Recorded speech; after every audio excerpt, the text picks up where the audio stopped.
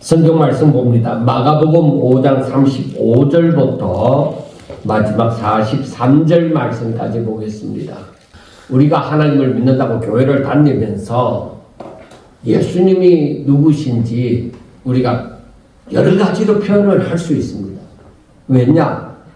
예수님은 너무나도 이 넓은 부분에 다 영향력을 끼치시는 분이시다 보니까 우리 각자 각 사람에게 느껴지는 예수님도 아마 비슷하지만은 느낌이 조금 다를 것입니다. 자, 예수님을 어떤 분으로 소개를 할 수 있겠느냐? 이게 참 중요합니다. 내가 교회를 다니는데 하나님을 믿는다고 하는데 예수님이 나한테 어떤 분이냐 이겁니다. 제가 지난 시간에도 말씀을 드렸지만은 예수님은 칠흑같이 어두운 그 암흑 세상에 빛으로 오신 예수님이십니다. 나중에 요한복음을 보면서 더 확실하게 보겠지만은 칠흑같이 어두운 세상에 빛으로 오신 분이 바로 예수님이시단 말이에요. 자, 우리가 밤중에 이 교회에 들어오면은 어둡잖아요. 캄캄하잖아요. 그런데 아무 생각 없이 저 뒤에서 스위치를 켭니다. 그러면 이 교회가 환하게 밝아지잖아요. 아무 생각 없이 그냥 스위치를 켜면은 밝아지는 거예요. 그것은 이 전기 스위치를 켜면 당연히 불이 들어와서 밝아진다는 그런 생각을 갖고 있는 거예요.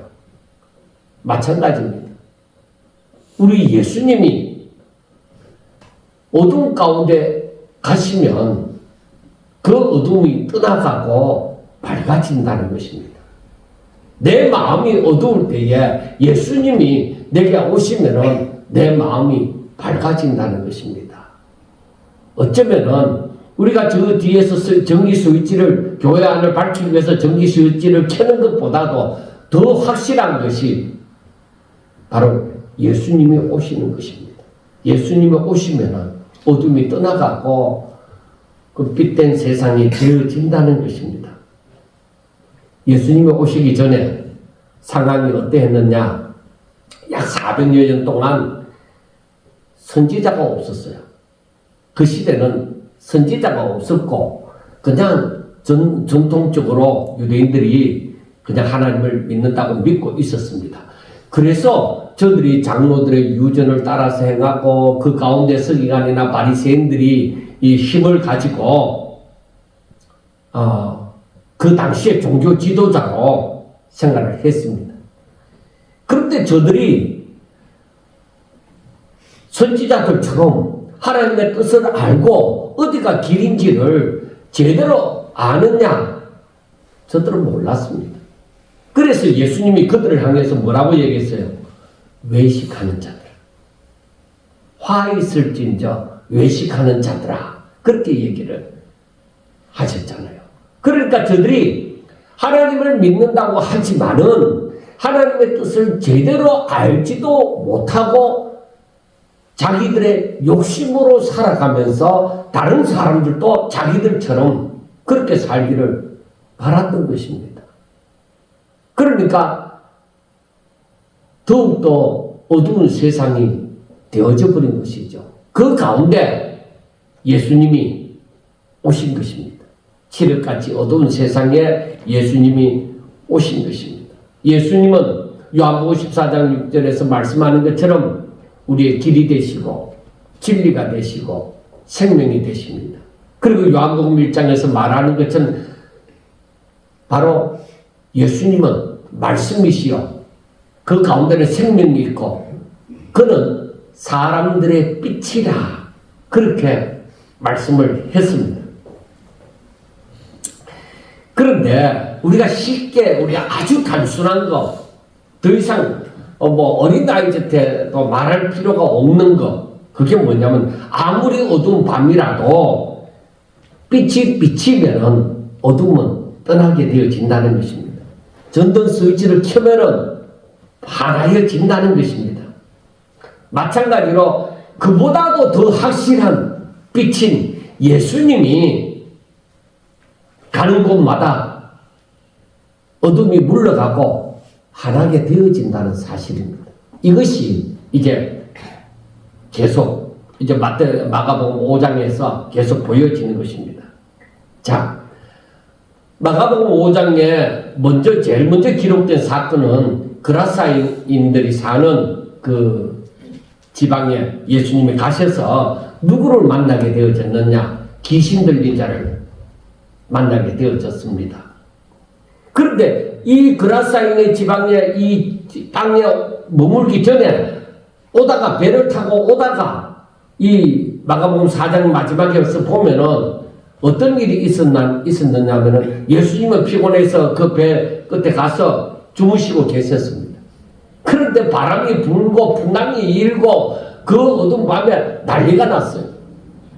제자들이 야 이러다 우리 죽는 거 아니가? 그래서 예수님을 흔들어 깨웠습니다. 예수님 우리가 죽게 되었나이다. 그러니까 예수님이 일어나셔서 그 바람과 바다를 향해서 꾸짖으시면서 잠잠하라 고요하라 그렇게 말씀하신 거예요.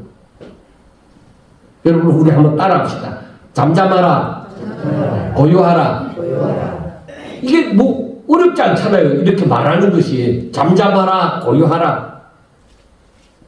그런데 우리가 말하는 거하고 예수님이 말하는 거하고 완전히 다릅니다. 제자들이 이 말을 할 줄 모르느냐? 할 줄 알죠. 그런데 예수님에게는 그 말을 할 때에 그 바람도 잠잠해지고 바다도 잔잔해진 것입니다. 그러니까 예수님의 말씀에는 권능이 있고 우리 말에는 제자들이나 우리나 그런 권능이 없다는 것이 차이가 있습니다. 이것을 경험한 제자들이 예수님과 함께 이제 그라사 땅에 들어갔습니다. 들어갔는데 그 지방에서 유명한 귀신 들린 자가 한 사람이 있어요. 그런데 그 사람은 사람들이 하도 이 귀신 들린 자가 난리를 지기니까 이 쇠고랑으로 쇠사슬로 그를 묶었습니다. 그를 묶어 두었는데 이 귀신 들린 자는 그걸 끊어버렸어요. 그러니까 사람들이 묶을 때 풀릴 만한 것으로 묶은 것이 아니라 절대 풀 수 없는 그런 쇠고랑과 그 쇠사슬로 묶었는데 그 귀신 들린 자가 그걸 풀어버린 거예요. 그리고 밤낮 그 무덤 사이에서 혹은 산에서 소리를 지르고 그리고 돌로서 자기를 치고 그렇게 하니까 사람들이 무서워서 그 근처 갈 수가 없었습니다. 여러분 귀신 들린 자가 얼마나 힘이 센지 압니까? 여자라도 그 귀신이 발작할 때는 장정이 감당이 안 돼요. 제가 군대 가기 전에 그 기도원에서 귀신 달린 사람들하고 같이 살면서 그걸 다 겪어봤거든요. 그들이 발작을 할 때는 엄청난 힘이 있습니다. 굉장히 힘이 셉니다. 그래서 제가 이 귀신 들린 자에 대한 얘기를 듣고서 정말 그렇다 그렇게 생각이 되어졌습니다. 그런데 우리가 알아야 되는 것은 자 귀신 들린 자라고 했을 때 이것은 어떤 병든 것하고 다릅니다. 내 신체 기관이 병든 것하고 다릅니다. 내가 팔이 아파, 갑자기 머리가 아파, 내 배가 아파 이거하고 다르다. 그런 아픔은 그냥 내 신체 기관이 약해서 그렇게 되어진 것입니다. 귀신 들린 자라고 말을 하는 것은 다른 영이 이 사람 안에 육체 안에 그냥 들어와서 그 사람을 장악을 해버린 거예요. 그 사람의 생각이나 모든 의지나 이 모든 것을 그 귀신의 영이 귀신은 영적인 존재거든요. 그래서 그 사람 안에 들어와서 그 사람을 장악을 해서 그 사람의 의지나 어떤 그런 생각을 가지고 활동을 하도록 하는 것이 아니라 그 다른 영이 들어온 그 귀신이 그 다른 영이 그 사람을 장악해서 그 사람을 행동하게 하고 말하게 하고 그렇게 하는 것입니다. 그래서 우리가 귀신 들린 자라고 할 때에 다른 영이 이 사람 안에 지금 들어갔구나 하는 그것을 확실하게 알고 있어야 되는 것입니다. 그래서 이 더러운 귀신 들린 사람이 저 멀리서 예수님을 바라보고서는 막 예수님 곁으로 쫓아오는 거예요. 그러고서는 예수님한테 달려와서는 하는 말이 지극히 높으신 하나님의 아들 예수여 나와 당신이 무슨 상관이 있나이까 원하건대 하나님 앞에 맹세하고 나를 괴롭히지 마옵소서 하고 얘기하는 거예요. 아니 예수님이 지금 여기에 있고 귀신 들린 자는 저기에 있는데 귀신 들린 자가 쫓아와서 지극히 높으신 하나님의 아들 예수여 나와 당신이 무슨 상관이 있나이까 원하는데 하나님 앞에 맹세하고 나를 괴롭히지 마옵소서 하고 얘기를 하는 거예요. 그리고 그 다음 말씀에 보면은 왜 귀신이 예수님께로 쫓아왔느냐? 그것은 예수님께서 그 귀신을 향해서 야 이 더러운 귀신아 그 사람에게서 나오너라. 그러니까 조금 전에 얘기를 했죠. 그건 귀신 들린 자는 귀신의 영이 그 사람에게 들어간 것이라고. 그러니까 그 영은 인격적인 존재거든요. 그러니까 예수님이 그 귀신을 향해서 얘기를 한 거예요. 네가 그 사람에게서 나오너라. 예수님은 바람과 바다를 향해서 잠잠하라. 고요하라. 잠잠하라고 말씀하신 것처럼 이 귀신을 향해서도 그 사람에게서 나오너라. 이렇게 말씀을 한 거예요. 그 귀신은 다른 사람은 몰라도 귀신은 그걸 기가 차게 알아듣잖아요. 영적인 존재니까. 그러니까 예수님한테 달려가 아이고 아직까지 때가 안 됐는데 우리를 망하게 하려고 이렇게 일찍 오셔갖고 우리를 괴롭히나이까 바로 이겁니다. 아직까지 때가 안 됐다는 것이죠. 무적행으로 들어갈 때가 안 됐다는 것이죠. 심판의 때가 안 됐다는 것이죠. 그런데 예수님께서는 그때가 안 돼도 주의 마음이 그 사람에게 있으므로 그 주님이 가시는 길에 그 귀신 들린 자를 봤을 때 그 사람에게서 나오느라고 명을 하였던 것입니다. 그래서 이 귀신들은 이제 방법이 없죠. 왜? 예수님이 말씀하셨으니까. 우리가 알아야 되는 것이 예수님의 말씀은 요한복음에서 보는 것처럼 태초에 말씀이 계셨고 그 말씀으로 말미암아 만물이 다 창조가 되어졌던 거예요. 그러니까 말씀은 그만한 능력이 있는 거예요. 창조의 능력이 있는 거예요. 그래서 말씀하시면 그대로 됩니다. 그래서 창세기 1장에 보니까 하나님이 말씀하시니까 그대로 되어졌다. 그대로 된 거예요. 자, 귀신을 향해서 이 더러운 귀신아 너 그 사람에서 나오너라. 예수님이 말씀이신 그 예수님이 말씀하니까 복종할 수밖에 없죠. 자기가 어떻게 하나님의 말씀을 이길 수가 있어요. 그러니까 나와야 된단 말이에요. 그러니까 이 더러운 귀신이 예수님께로 달려온 것이죠. 그리고서는 이 귀신들이 하는 말이 자기들은 군대 귀신이니까 한 영이 들어간 게 아니라 여러 귀신이 이 사람에게 들어왔다는 것이죠.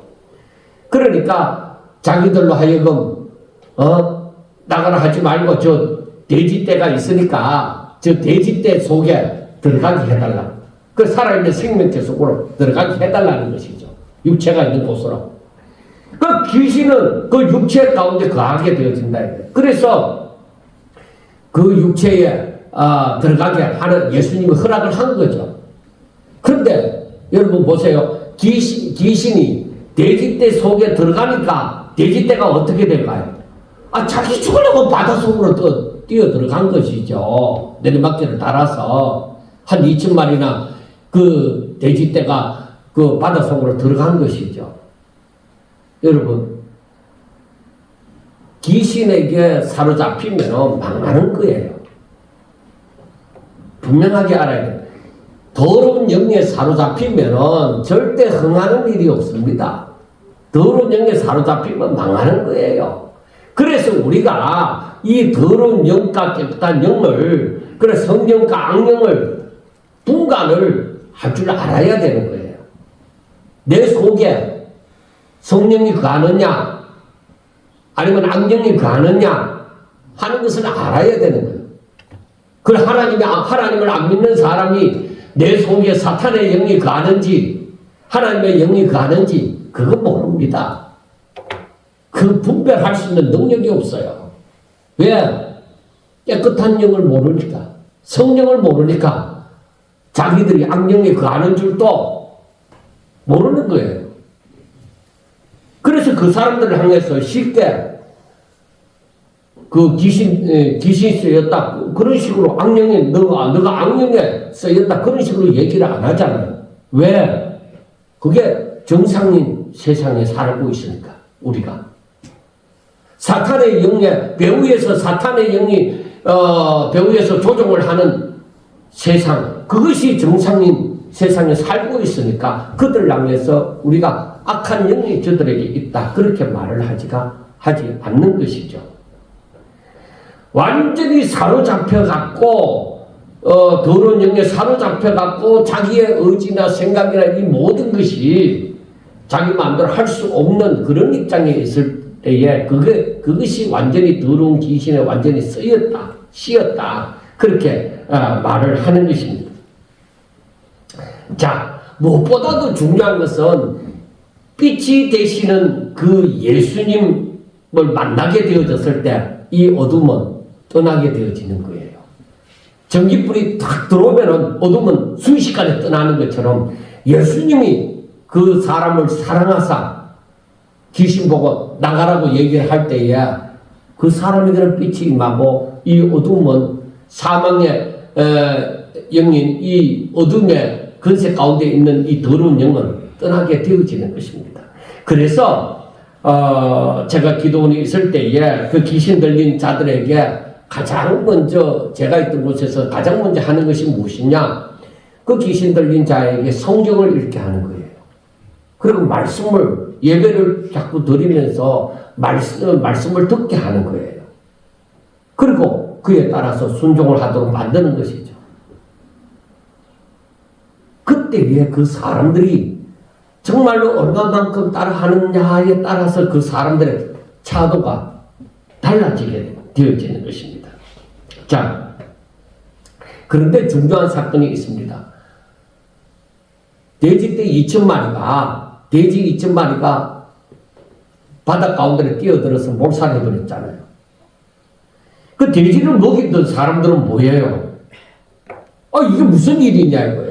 지금도 돼지 2,000마리면 비싼데 그 당시에 돼지 2,000마리면은 얼마나 대단했겠어요. 그 많은 손해를 입게 되어진 것이죠. 그래서 돼지를 먹이던 사람들이 동네에 가서 이 예수님에 대한 얘기를 그리고 귀신 들린 자에 대한 얘기를 하게 되어졌습니다.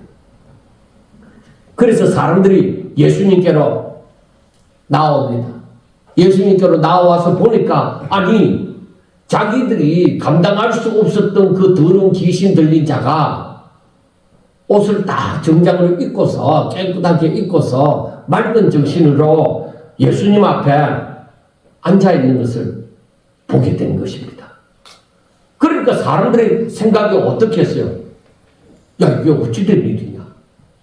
이게 어떻게 된 일이냐는 것입니다. 그러니까 정말 신기하기도 하지만 두렵고 놀라움이 저들에게 임하게 되어졌습니다. 그리고서는 저들은 예수님에게 자기들 지방에서 떠나기를 원했습니다. 제발 우리 사는 동네에서 예수님이 떠나주세요 하고 얘기를 했던 것입니다. 그러니까 전에는 귀신 들린 자 때문에 고통을 당했지만은 무서워서 그 근처로 지나가지도 못하고 했지만은 이제는 뭐요? 자신들이 재산상의 손해를 입음으로 말미암아 이제는 귀신 들리자고 보고 예수님이 있어 갖고는 우리가 되지도 못 믿이고 어떻게 될지도 모르겠다 이거죠. 그러니까 예수님을 떠나게 한 거예요. 자, 여러분, 사람들이 예수님을 제대로 알지 못하면은 이러한 일이 발생을 하는 거예요. 여러분은 여러분들의 삶에서 가장 중요한 일이 무엇이라고 생각합니까? 돈을 잘 버는 일입니까? 아니면 건강하게 사는 일입니까? 아니면 한 번 온 세상에서 재밌게 사는 일입니까? 이 지금 그라사이네 지방에 사는 사람들은 예수님이 자기 지방에 계시는 것을 감당할 수 없다고 생각한 것입니다. 그러니까 제발 떠나달라고 한 거예요. 그러나 여러분, 그 그라사이네 지방에 사는 사람들은 자기들이 사망 가운데 어둠 가운데 살고 있다고 생각하지 않습니다. 왜? 모든 사람들이 자기와 같은 처지에서 비슷한 환경에서 살고 있기 때문입니다. 그러니까 자기들이 어려움에 처해 있다, 사망 가운데 거한다, 어둠 가운데 거한다고 전혀 생각하지 않습니다. 그러니까 예수님만 떠나면 우리는 제사상의 손해를 입지 않고 살아갈 수 있는 것이죠. 뭐 귀신 들린 자가 모든 사람이 귀신 들린 자처럼 그렇게 사는 거 아니고 간혹 가다가 그런 사람이 있는 것이죠. 아주 소수죠. 귀신 들린 사람은. 그러니까 자기들의 문제라고 생각하지 않는 것입니다. 그리고 귀신은 들리지 않았지만은 자기들이 어둠 가운데 살아가고 있는데 어둠 가운데 산다고 생각하지 않습니다. 자기들은 사망 가운데서 살고 있지만은 사망의 배후에는 사탄이 조종을 하고 있는데 자기들은 그 사탄의 조종을 받는다고도 생각하지 않습니다. 그러니까 예수님을 용접할 이유가 없는 것이죠. 오히려 예수님이 계시면은 귀신 들린 자는 고침을 받을지 모르지만은 자기들은 재산상에 무지막지한 손해를 입게 되는 것이죠. 그러니까 예수님을 영접하지 못하고 떠나달라고 하는 것입니다. 여러분, 우리가 하나님을 믿으니까 그렇지만은 온 세상은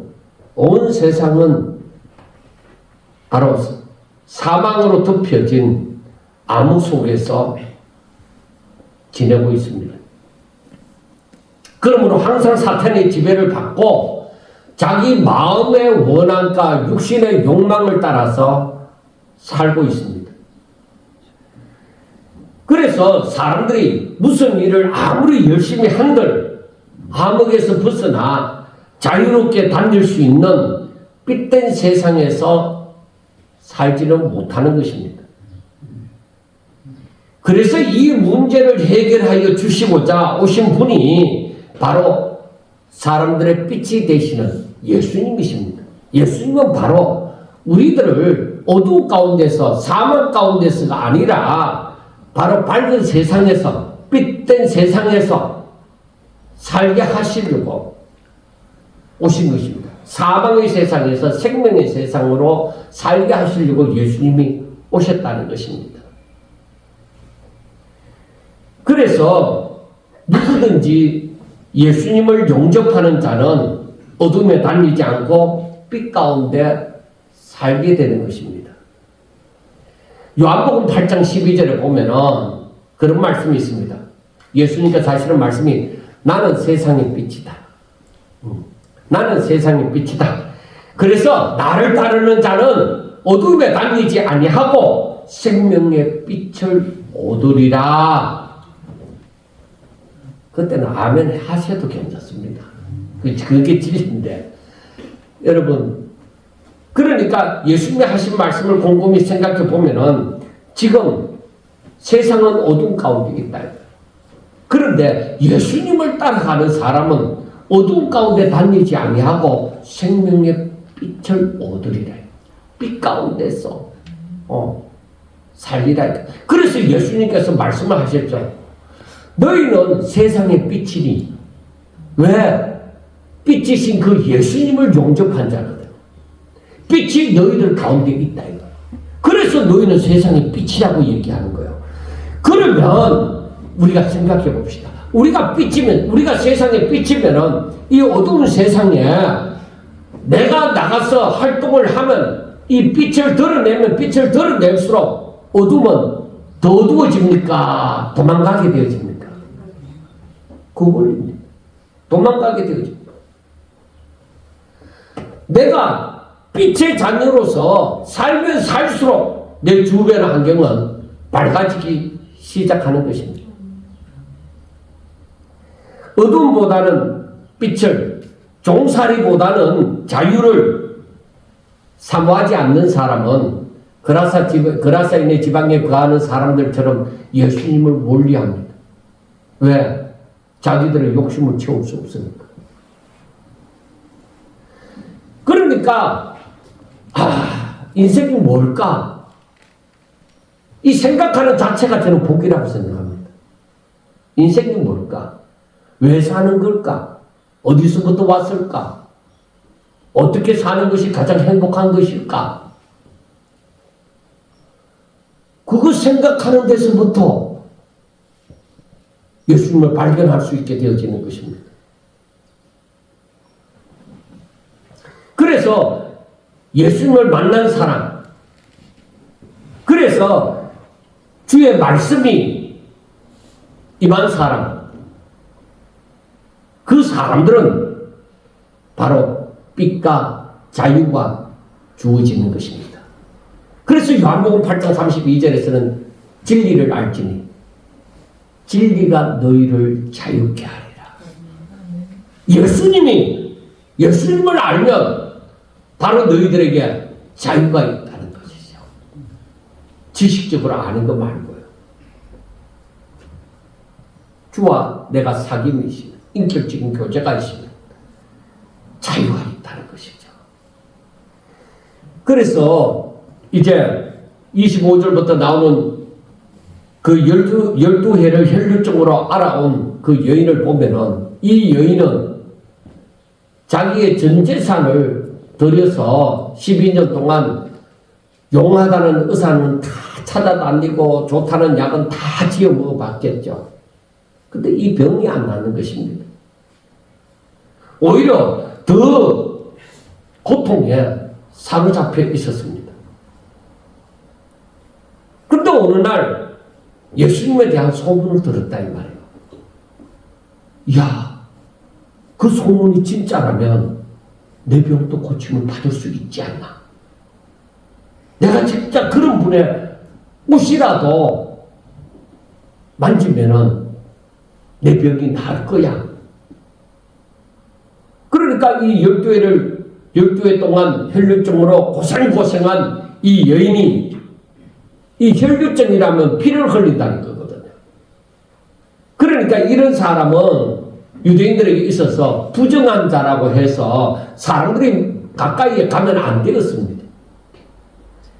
그런데 이 여인은 자기가 낫고자 예수님 주변에 많은 사람이 따라다니고 있습니다. 그런데 이 여인이 그 사람들 사이를 비집고 뒤에 가서 예수님의 옷자락을 만졌습니다. 어떻게 되었습니까?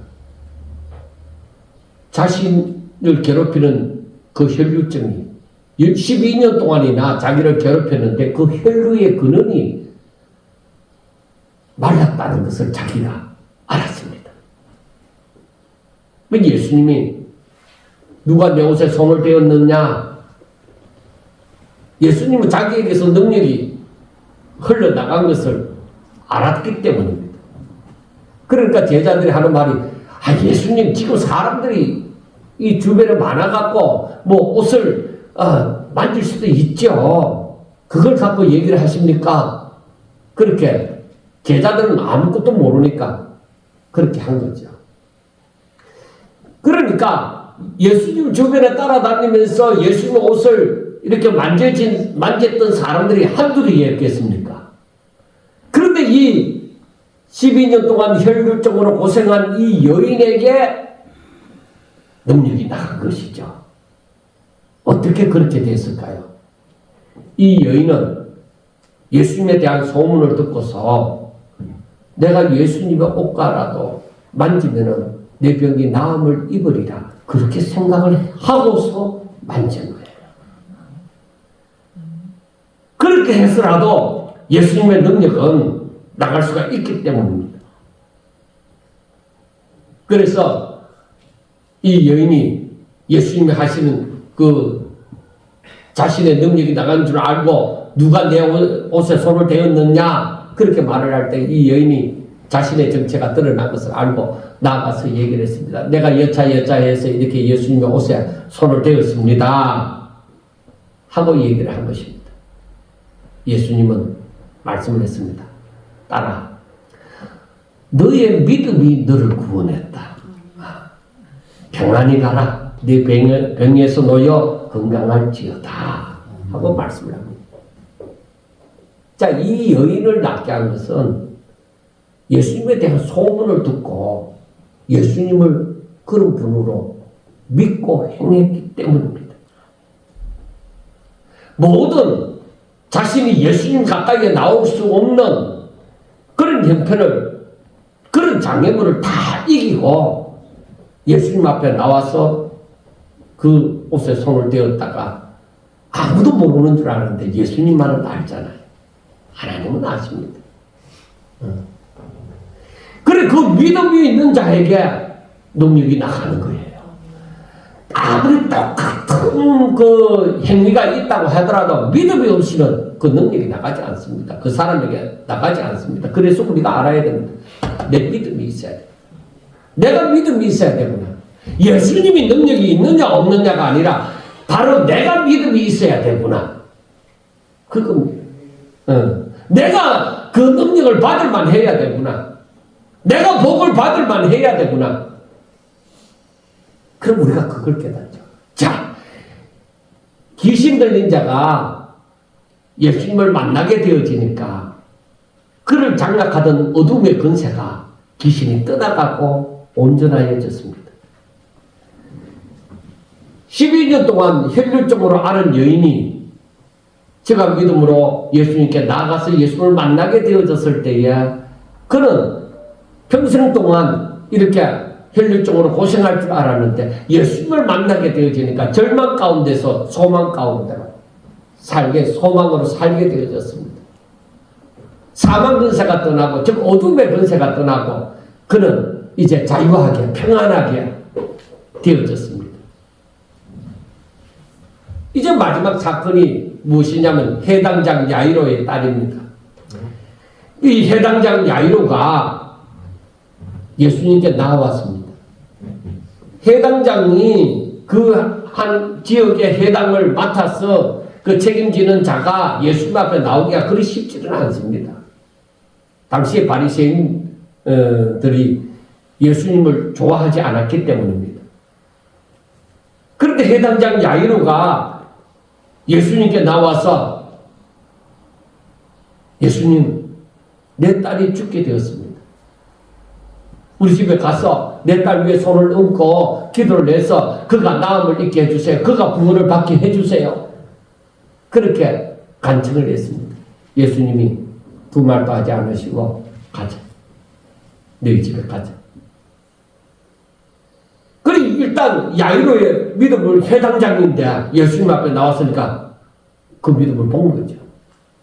그래서 예수님이 가다가 가는 도중에 이 혈류증 앓은 여인 사건이 일어난 것이죠.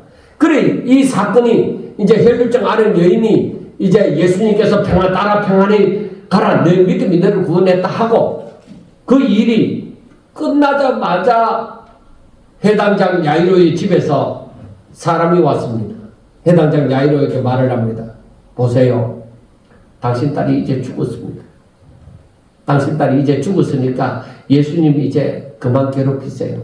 당신 딸이 이제 갔습니다. 그렇게 얘기를 한 겁니다. 예수님이 같이 있다 보니까 그 소리를 듣게 되어진 것이죠. 예수님이 해당장 야이로에게 말을 합니다. 따라합시다. 두려워하지 말고 믿기만 하라. 여러분, 이 말씀을 마음속에 가만히 새기세요. 여러분 같으면 어떻게 하겠습니까? 병든 딸이 죽게 되어져서 예수님께 나와서 살려달라고 간청을 했는데, 가다가 도중에 자기 집에서 사람이 와서 당신 딸이 죽었습니다 하고 말을 할 때 절망할 수밖에 없는 처지에 있을 것입니다. 그런데 예수님께서 두려워하지 말고 믿기만 하라, 그렇게 말씀할 때에 내가 정말 죽었다는 말을 들었는데 내가 믿는다고 될까? 딸이 죽었는데 살아나는 일이 있을까요? 그러니까 우리의 지식이나 경험은 뭐야? 죽었으면 끝이다. 더 이상 무슨 일이 필요 있겠느냐?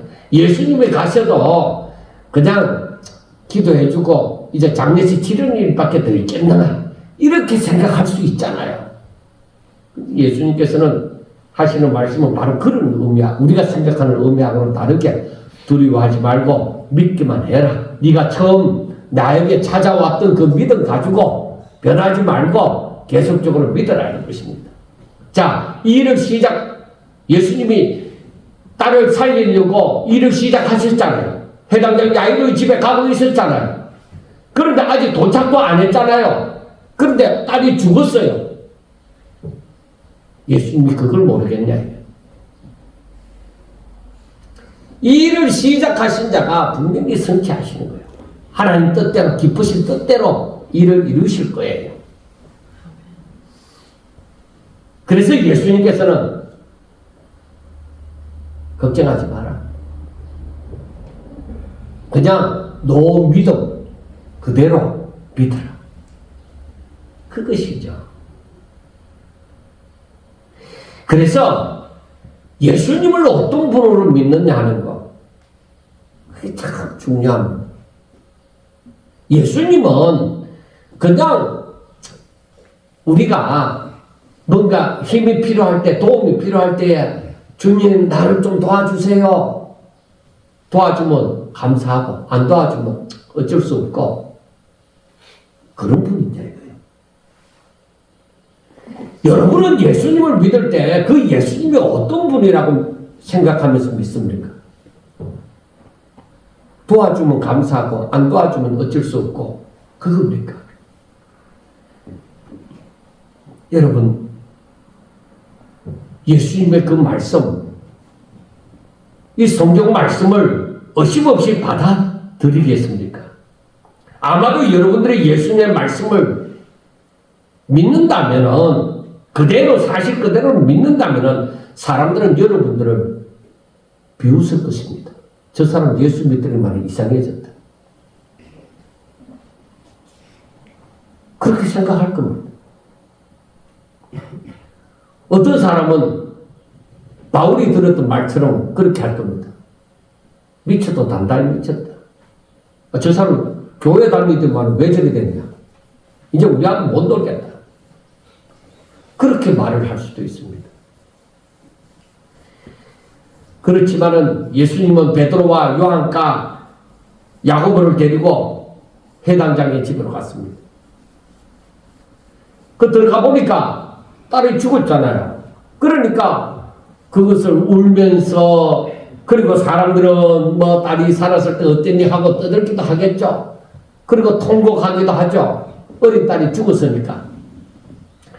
그런데 예수님은 들어가서 하시는 말씀이 놀라운 말씀입니다. 너희가 어찌하여 떠들며 우느냐? 죽은 사람이 죽었으니까 떠들면서 울지요. 그런데 예수님은 너희들이 어찌하여 떠들며 우느냐? 이 아이가 죽은 것이 아니라 잔다. 예수님이 미쳐도 단단히 미쳤다. 사람들이 그렇게 생각하지 않을 겁니까? 죽었는데, 숨도 안 쉬고 죽었는데, 자기는 뭘 자? 숨도 안 쉬는데, 우리가 잠자는 거 모르고 죽은 거 모르고, 이렇게 울면서 이렇게 통곡을 하고 있느냐는 것입니다. 우리의 생각과 지식과 경험은 이거 아주 무서운 겁니다. 엄청나게 의미 있습니다. 여러분 지금 어떤 것과 같느냐면은 우리에게 지금 무슨 일이 아무 일도 일어나지 않습니다. 그냥 평상시대로 그냥 살아가고 있고 더 큰 어떤 비전도 없습니다. 그런데 당장 내일 세계에서 제일 가는 갑부가 여기에서 있을 것입니다. 여러분 믿겠습니까? 아멘 하는 것도 믿음으로 아멘 하는 게 아니라 아이고 어쩌면은 그런 놀라운 일이 어째 내한테 생기면 좋겠다 하고 아멘 하고 하려는지 모르지만은 될 듯 해야 무슨 아멘을 하든 어째든지 하지. 내일 지금 우리에게 무슨 그런 이 어떤 불쏘시개라도 있으면 모르는데 아무런 불쏘시개도 없는데 내가 하다못해 뭐 회사라도 차리기 시작했고 뭐 장사라도 하기 시작했으면 모르는데 지금 늘 사는 게 거기서 거긴데 내일부터 여기서 세계 제일 가는 갑부가 있을 것입니다 할 때 믿을 수 있는 사람 손 들어보세요. 미쳐도 단단히 미쳐야만 손을 들 거예요. 실질적으로 그걸 믿고 그렇게 하기는. 그래 그와 같은 거예요. 죽었는데 사람들이 죽은 사람 한두 번 봤겠습니까? 그 옛날에 분명히 죽었는데 잔다고 하니까 아무리 예수님이 대단한 존재라고 하지만 사람들이 죽었는 거 모르고 자는 거 모르겠나 이 말입니다. 그러니까 사람들이 예수님의 말씀을 듣고 비웃는 것이죠. 지가 뭐라고 죽은 자를 잔다고 하나.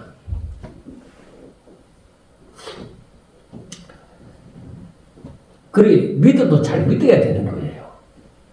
제가 뉴질랜드에 처음 이제 선교사로 처음 갔을 때에 그때에 뉴질랜드 그 오클랜드의 그 사회에서 한국 사람으로 인한 큰 문제가 생겼습니다.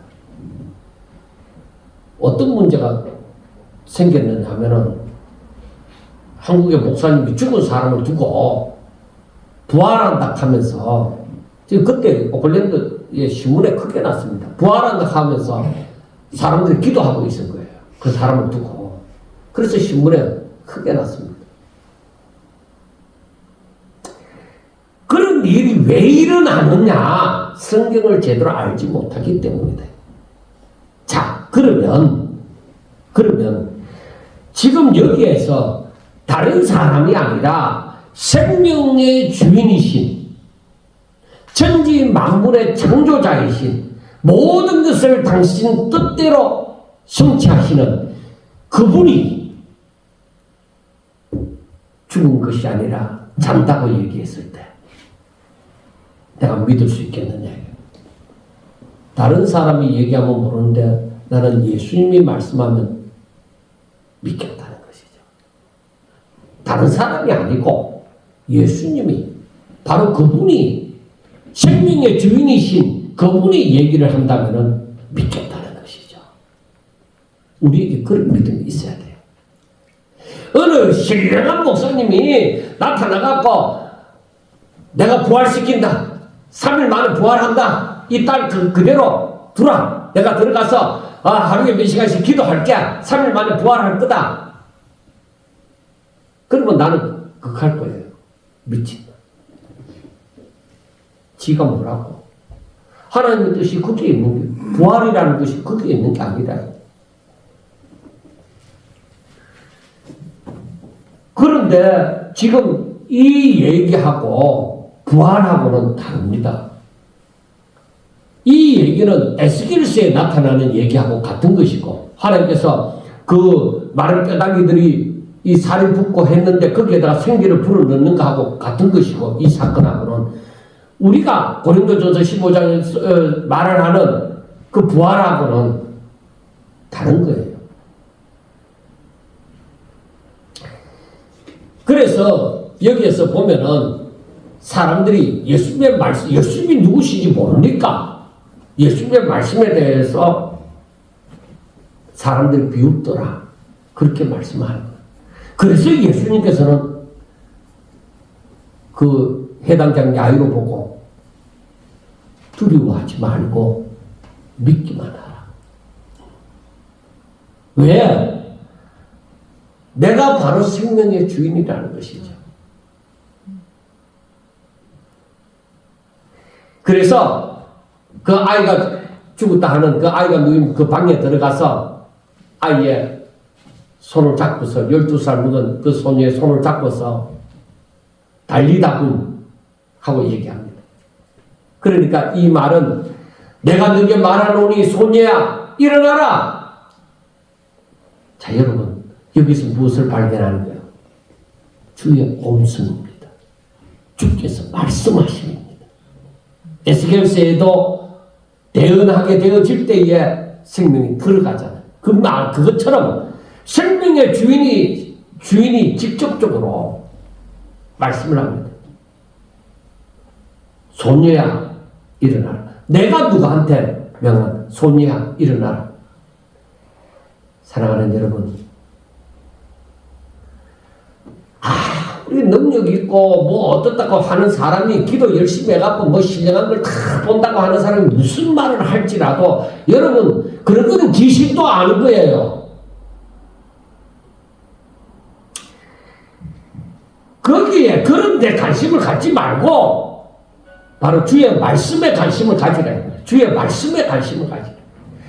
주께서 뭐라고 말씀하셨나? 뭐라고 약속하셨나? 거기에 관심을 가져야 되는 거예요. 그러니까 우리 주님의 빛이신 그 주님이 나아가는 곳에는 사망이 사라진다. 빛이 임한다는 것입니다. 여러분, 우리가 살면서 이 암흑을 느낄 때가 얼마나 많습니까? 자주는 있지 않다고 하더라도 내 앞이 캄캄하다. 사람들이 흔히 그런 얘기를 합니다. 그때 그 시간에 내 앞이 눈앞이 캄캄했다. 그렇게 말씀하는 것 제가 여러 번 들었는데 암흑을 느낄 때에 필요하신 분이 있습니다. 그분은 바로 사람들의 빛이 되시는 예수님입니다. 암흑은 사망이 지배하는 거예요. 나를 암흑에서 사망 가운데서 구원하여 주실 분은 예수님이십니다. 나를 아무런 소망도 없는 절망 가운데서 구원하실 분은 우리의 구원이 되시는 나의 길이 되시고 진리가 되시고 생명이 되시는 예수님이십니다.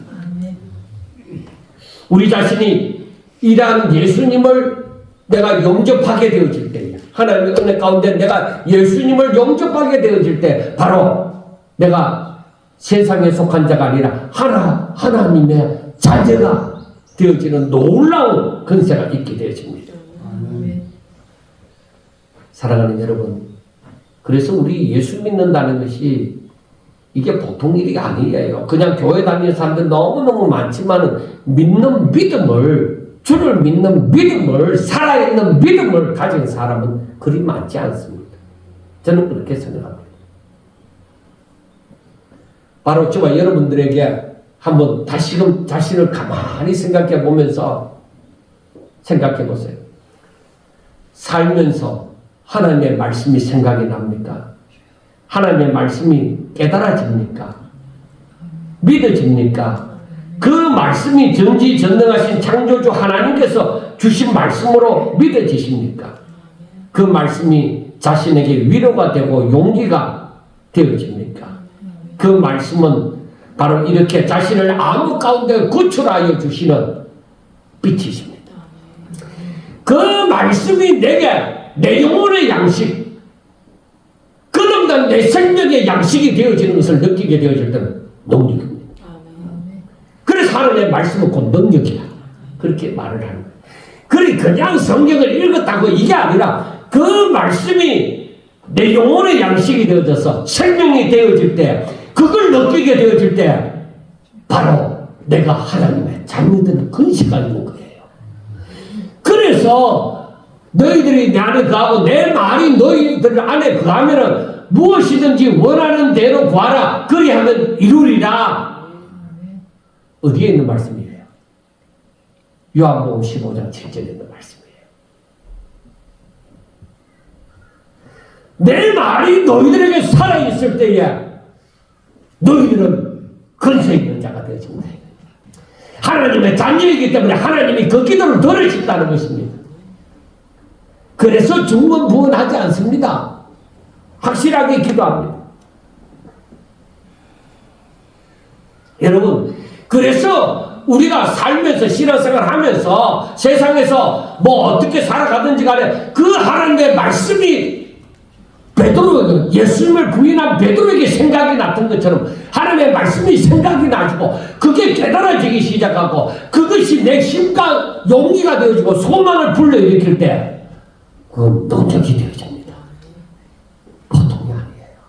그걸 하찮게 생각하지 마세요. 왜? 아무에게나 일어나는 것이 아닙니다. 그 말씀은 두려워하지 말고 믿기만 하라.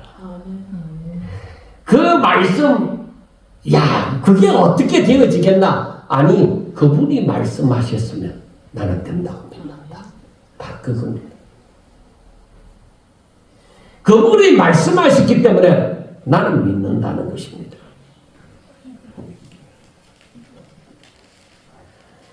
아무리 칠흑같이 어두운 환경을 만났다고 할지라도